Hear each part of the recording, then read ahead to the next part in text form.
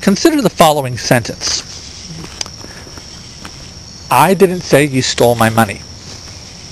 Now, there is nothing grammatically wrong with this sentence. What might be quote-unquote wrong with it, however, is that it lacks context. But this sentence is an example of how, when we read, we inflect emotion into our statements, okay? So, there are ways that we can write that can guide the reader to where we want the reader to put emphasis. We can use certain punctuations, and if the format we're writing in allows it, sometimes we can use bold-faced or italics to kind of push our emphasis when we want a very clear emphasis in a sentence. But most times, there's a lot of leeway for the reader to add his or her own emphasis. And oftentimes, when we're sort of beginning readers and beginning scholars and whatnot, we don't really see this. But the way we can definitely see this is through the field of acting, right?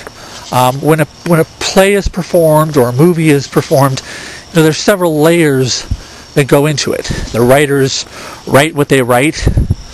The director decides what parts of the script he or she wants to use in the performance.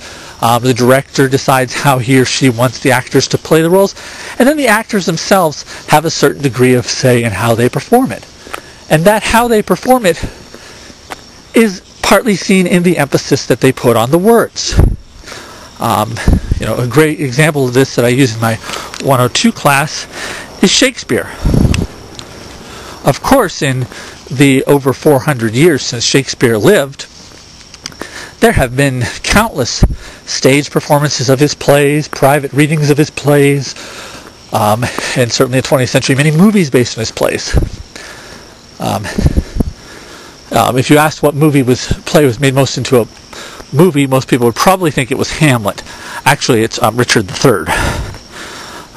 But these characters are so profound because people can write them many different ways. Hamlet, for example. Is Hamlet insane? If Hamlet is insane, what is his particular mental illness? Is Hamlet just pretending to be insane? There were 3 movies made roughly in the 1990s, from 89 to 2000. One was I think actually 1990, version of Hamlet with Mel Gibson and Glenn Close,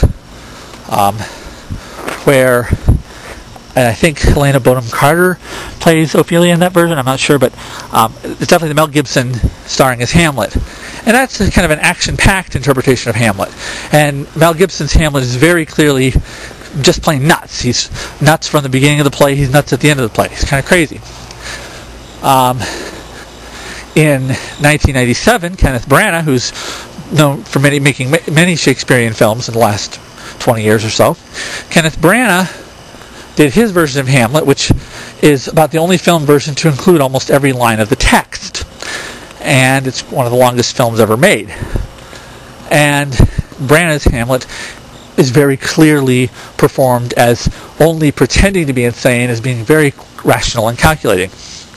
In 2000, they did the movie Hamlet, sometimes called Hamlet 2000, with Ethan Hawke, and that version doesn't really depict Hamlet as being sort of manic, the way Mel Gibson's Hamlet is, but it does emphasize sort of Hamlet as being a depressive. So, the same character can be interpreted in many different ways by how the actors influence his words.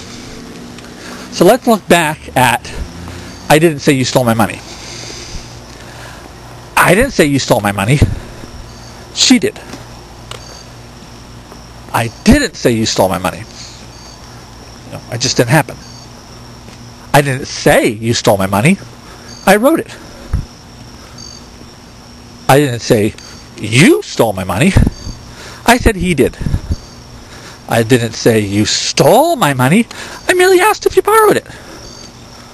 I didn't say you stole my money. I said you stole my wife's money. I didn't say you stole my money. I said you stole my stocks. See? That sentence is perfectly fine grammatically, but it lacks context or explanation that a reader could emphasize whatever word he or she wanted to emphasize in that sentence.